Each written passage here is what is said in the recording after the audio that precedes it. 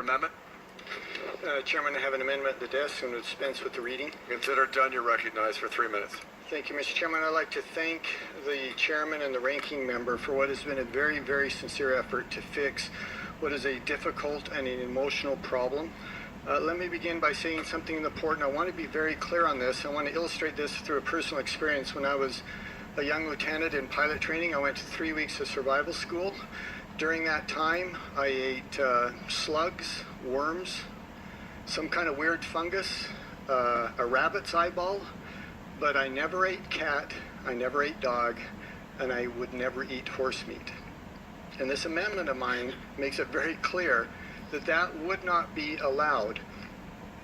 I grew up farming. I feel the same way about horses that most of us feel about our pets, about cats and dogs. I view them as companions, not as a source of food, which is why this amendment, again, is so expressly clear. It does not allow for the slaughter of wild horses. And if I could read very quickly from the amendment, appropriations herewith made shall not be available for the sale of wild horses and burros that results in their destruction, for processing into commercial products, including for human consumption.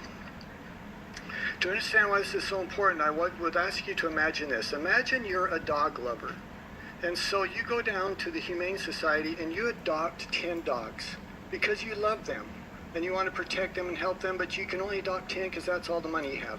You put them in your backyard, you start to feed them a pound each every day, and after 10 years or after a year, there's not 10 dogs, there's 20, and then there's 40, and then there's 100, but all you can do still is afford to feed them 10 pounds a day. And so these dogs are starving, they're fighting with each other, they're eating dirt, and they're having unhealthy offspring. That is what we're left with out in the West. And it's best illustrated, and some of you have seen this before, through this picture. Starving horses are dying out on the range. We're supposed to have about 26,000 horses and burros on the range because that's all that the range can sustain. We have more than 67,000 horses. And another 46,000 are housed in miserable, hot, confined, dust-filled corrals. More than 100,000 horses together, and soon it will be 200,000 because these horse populations are doubling every 4 to 5 years. And the last number I'll throw at you into the committee, $1 billion. $1 billion, that's how much it will cost to take care of these horses over their lifetime, and soon it will be $2 billion because, as I said, these horse populations are doubling every 3 to 4 years. For those on the other side of the aisle, and for all of us, I would ask us, what could we do with $1 billion? What could you do with education or with infrastructure or with tax reform with $1 billion? The bottom line is this: these horses are starving, they're destroying the range, they're crowding out the deer and the elk because we cannot manage them. All we're asking is to give the Department of Interior what the Secretary of asked, in fact what he's begged for, the tools to manage them. They are majestic, beautiful animals. In many ways, they are the symbolic symbol of the West. But this isn't. Thank you, Mr. Stewart. Thank you, and I yield back to you. Chairman Calvert. I support the Stewart Amendment because the status quo in the wild horse and burro program is no longer justifiable. The amendment only allows for the humane euthanization of adopted horses and burros, just as we do for unadopted dogs and cats. This amendment does not allow horses and burros to be sold for processing into commercial products for consumption. The House bill expressly prohibits this. I love horses. I've owned horses. But the day of reckoning has actually come to this program. The status quo cannot continue. As the gentleman mentioned, we have way too many horses on the range for a healthy herd. Only wild and free-roaming horses and burros on land managed by the Forest Service and management have this designation. So we're not talking about domesticated horses, such as race horses, companion animals. We're also not talking about feral horses on other federal land, tribal or private land. For example, Fish and Wildlife Service land horses are considered feral and carefully managed. It was already mentioned by the author that there is at least 50,000 too many horses on the range.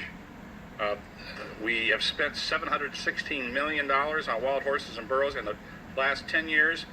This year it's going to cost $81 million That's going to double in 4 years, double another 4 years after that. And that comes out of very important programs that we all care about. Look, I'd rather have all these animals adopted. And we've been talking to people, these organizations have been saying that they're going to get these animals adopted, but I think the last couple of years they get 2,500 animals a year adopted. That's not going to do it. We need to give some flexibility to the Department of Interior to manage this program. And it's also ruining the habitat on the ground for other endangered species. So it's time that we deal with this. I do this with a heavy heart. I love horses, but we've got to manage this process. So thank you, Mr. Chairman. Further discussion. Ms. McCollum's recognized. Thank you, Mr. Chair.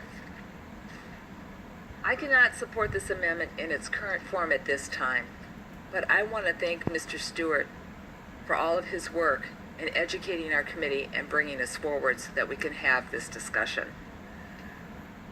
I agree that the current situation is not sustainable.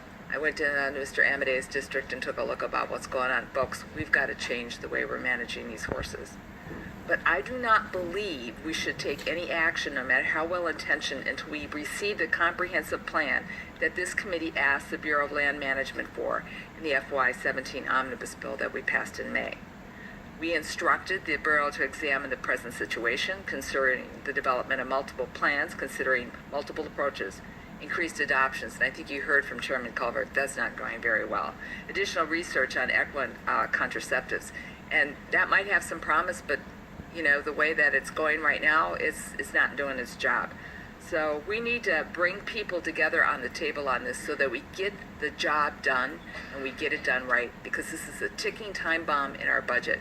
And it's also cruel to those horses that we haven't stood up and asked ourselves the tough, hard questions. How do we manage this particular wild horse population? I thank Mr. Stewart for bringing forward the amendment.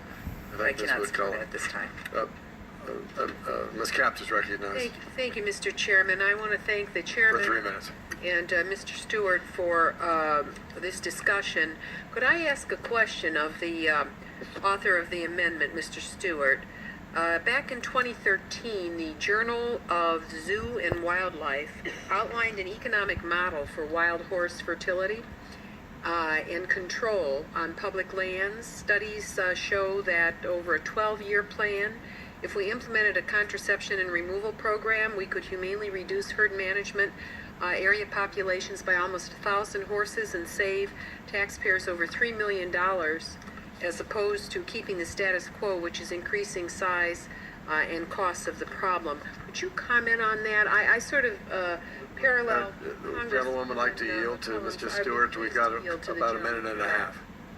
I'll do it very quickly. And you can reclaim We it. have been trying to use contraceptives as an answer for 30 years, and it simply is impractical. The logistics of trying to identify the studs and to manage them and to actually do what's necessary for them, the repeated inoculations, it just simply hasn't worked. And the study said reduce them by 1,000. I think you said, well, we've got tens of thousands that are being born every year. I would like to yield 30 seconds to Mr. Amodei. He has more insight on this. The time belongs to the gentlewoman from Ohio. I apologize. Please, And we have about 30 seconds. Thank you to both of my colleagues. BLM was trying to do a pilot program in Burns, Oregon, and were sued by an outside group. I don't know the name, so I'm not picking on anybody, to stop it. And so obviously that is something that needs to be explored, because quite frankly, I don't think anybody in this room disagrees that the status quo isn't working. Birth control is something that should be taken a look at and used if appropriate, but when you get outside groups suing a pilot program to see how that works, it's a problem. So I think there's room here for leadership in terms of going, we need to weigh in, because quite frankly, we're where we're at, where people who were here before us, quite frankly, have kicked it down the road, and guess what? We're out of road. The can's sitting there at our feet. Thank you. The gentlewoman has, I think, 30 seconds. I So. yield back my. I thank just you. wanted clarification. Okay, thank you, Ms. Capps. Ms. Wasserman Schultz is recognized for 3 minutes. Thank you, Mr. Chairman. And I rise in opposition to Mr. Stewart's amendment that would allow the cruel and inhumane practice of large-scale euthanasia of wild horses in burrows, because it is as simple as this. Americans overwhelmingly oppose the extermination of wild horses, which is what this amendment would allow.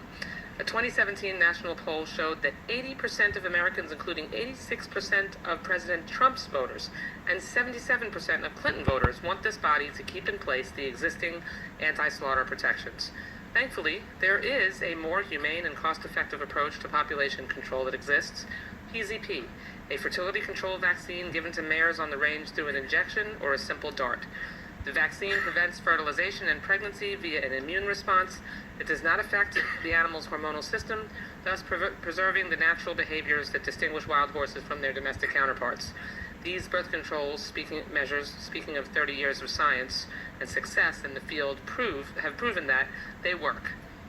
Yet the Bureau of Land Management has actually reduced its use of PZP and now spends 0% of its budget on humane birth control. Rather than outright extermination, we should rely on proven, humane solutions that can help us control populations. And if we aren't able to get to enough of the horses and burros and make sure that we can inject them with these fertility drugs, then we need to find a way to do that. But we still have to do whatever we can to respect these majestic animals that represent the spirit of the American West. Thank I you, urge my gentlemen. colleagues to oppose the Thanks, amendment. Gentlewoman, for her comments. Mr. Price. Mr. Chairman, let me just briefly add to what Ms. Washington just said. And I'm not an authority on this. I doubt any of us are. But people who know a lot more about this than I do swear by this method, this PZT method, and they have some successful control of herds to prove it. Apparently, this would be the Corolla wild horses in the northern Outer Banks of North Carolina. They're managed by a nonprofit that has administered this PZP birth control. And then the wild horse populations of Shackleford Bank and the Cape Lookout National Seashore. Same kind of arrangement, a partnership between the National Park Service and a nonprofit organization. Apparently, these methods have had some serious degree of success. I'm sure there's more work to do, but I am also sure that public opinion and opinion, certainly in North Carolina, with the kind of fascination our people have with these horse populations. The opinion is overwhelmingly in favor of trying these things, trying to work out some alternative to the kind of extermination that's proposed here tonight. So I would oppose the amendment. Thank you, Mr. Price. A minute to close. Mr. Amodei, Mr. Simpson seeks time, 3 minutes. Thank you, Mr. Chairman. First, let me say I hate this issue. I think everybody here hates this issue. The reality is we got a problem, we got to face it, and we got to deal with it. PZP, beautiful, just hasn't been working. BLM's been trying it. That's why they tried the pilot program in Burns. That's why they were sued. We can't seem to move off of this, but the reality is, you think you're being kind to horses? You're not. Letting them starve out on the range? Miss McCollum has gone out and seen them. Some of you that talk about this need to actually go see what's happening instead of just talking. It is a problem. And we are spending in this bill $80 million. The former BLM director came to me one day a couple of years ago and had an idea. Said, maybe everybody talks about adoption. Okay, let's just let them be adopted, and then it's kind of off our shoulders. Well, nobody's adopting these things, these horses. Not very many people anyway. Maybe we need to incentivize people to adopt them. If you adopt a horse, you keep it for 10 years, we'll give you $10,000. When he first said that to me, I said, where are we going to come up with that money? He said it only costs half as much as what it's costing us now to maintain the horses. There are lots of different things that we can do to try to address this problem. There is no silver bullet. Well, maybe that's the wrong term to use. There is no one thing that is gonna fix this. But because we're spending $80 million on this, we're not spending the amount of money we need to on Indian health services, or Indian education, or any of the other programs in the Interior bill. That's money we could be spending somewhere else. And if it's going to $1 billion, as Mr. Stewart says, then you got a real problem. So we need to have the courage to stand up and say, listen, we are not treating these horses well by what we're doing now. And what we need to do is have a plan to move forward. Mr. Stewart's amendment is part of that plan. Thank you, Mr. Simpson. Mr. Amodei, did you care to be recognized? And then we're going to go to close to Mr. Stewart. Mr. Chairman, just real briefly, no disrespect to my colleague from the Tar Heel state. It's much easier to manage them on an island than it is in my state, which has the highest population on 56 million acres of public land and private land too. I would just earnestly suggest it's a different management issue.